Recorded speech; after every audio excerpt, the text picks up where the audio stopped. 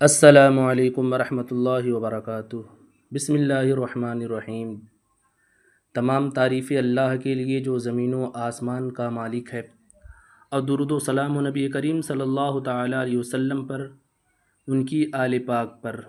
ناظرین، آج ہم اسلامی تاریخ کے ایک ایسے واقعے کا آغاز کر رہے ہیں جو صرف تاریخ نہیں بلکہ ایمان، سیاست، اصول اور قربانی کا ایک مکمل باب ہے۔ یہ واقعہ سن 60 ہجری کا جب امت مسلمہ ایک بڑے سیاسی اور اخلاقی امتحان سے گزر رہی تھی، اور اسی دور میں مدینہ منورہ سے ایک ایسا سفر شروع ہوا جس کا تعلق براہ راست نبی کریم صلی اللہ تعالیٰ علیہ وسلم کے نواسے حضرت امام حسین بن علی رضی اللہ تعالیٰ عنہ سے تھا۔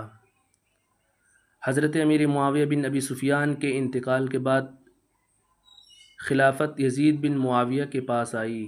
یزید نے خلافت سنبھالتے ہی مختلف علاقوں کے گورنروں کو حکم دیا کہ وہ لوگوں سے اس کی بیعت لیں تاکہ حکومت مضبوط ہو سکے۔ مدینہ منورہ کے گورنر ولید بن عتبہ کو یہ خاص حکم ملا کہ وہ امام حسین رضی اللہ تعالی عنہ، حضرت عبداللہ بن زبیر اور چند دیگر اہم شخصیات سے فوراً بیعت لیں۔ مدینہ میں گورنر کی طلبی تاریخ روایات کے مطابق ولید بن عتبہ نے رات کے وقت امام حسین رضی اللہ تعالی عنہ کو اپنے محل میں بلایا۔ یہ ملاقات عام نہیں تھی بلکہ ایک حساس سیاسی صورتحال تھی۔ گورنر کے ساتھ مروان بن حکم بھی موجود تھا۔ کچھ روایات کے مطابق امام حسین رضی اللہ تعالی عنہ اس ملاقات میں اپنے چند افراد کے ساتھ تشریف لے گئے۔ گورنر نے یزید کی بیعت کا مطالبہ پیش کیا۔ اس وقت یزید کی حکومت کو اسلامی دنیا میں مکمل قبولیت حاصل نہ تھی، خاص طور پر اخلاقی و دینی اعتبار سے اختلاف موجود تھا۔ امام حسین رضی اللہ تعالی عنہ نے اس مطالبے کو قبول نہیں کیا۔ تاریخی روایات کا خلاصہ یہ ہے کہ امام حسین رضی اللہ تعالی عنہ نے فرمایا کہ یزید کی حکومت اور اس کے طرز عمل پر ان کو تحفظات تھے، اور وہ اس بیعت کو درست نہیں سمجھتے تھے، اس لیے انہوں نے بیعت سے انکار کیا۔ مدینہ منورہ میں خطرناک صورتحال۔ بیعت کے انکار کے بعد صورتحال حساس ہو گئی۔ مروان بن حکم نے سخت رویہ اختیار کرنے کی تجویز دی۔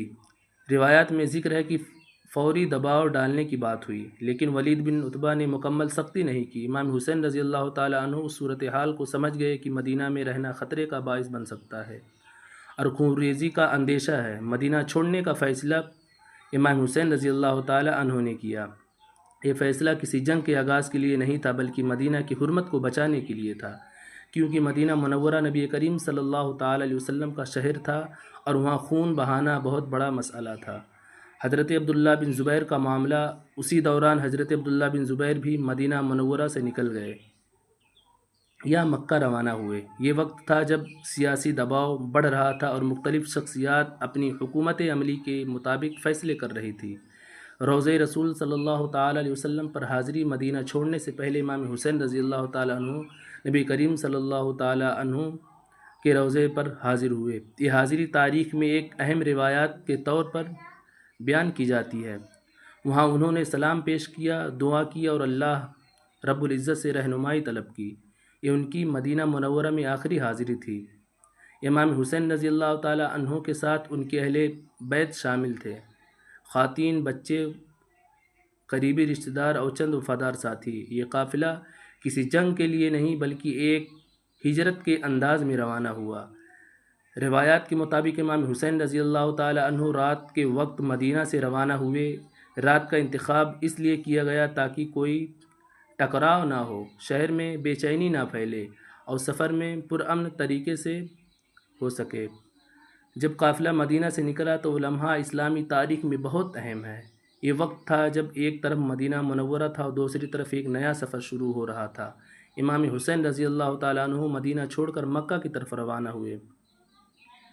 سفر کا مقصد کسی سیاسی اقتدار کے لیے نہیں تھا بلکہ تاریخی روایات کے مطابق اس سفر کا مقاصد یہ تھا: مدینہ کی حرمت کی حفاظت، خونریزی سے بچا اور حالات کا بہتر حل تلاش کرنا۔ یہ بات واضح ہے کہ امام حسین رضی اللہ تعالی عنہ نے مدینہ میں کوئی جنگ شروع نہیں کی۔ انہوں نے بیعت کے دباؤ کے باوجود پرامن راستہ اختیار کیا اور شہر چھوڑ کر صورتحال کو مزید خراب ہونے سے بچایا۔ مدینہ منورہ میں اس واقعے کے بعد ایک سنجیدہ ماحول پیدا ہوا۔ لوگ اس صورتحال کو دیکھ رہے تھے کہ نبی کریم صلی اللہ تعالی علیہ وسلم کے نواسے نے شہر چھوڑ دیا اور سیاسی حالات تبدیل ہو رہے ہیں۔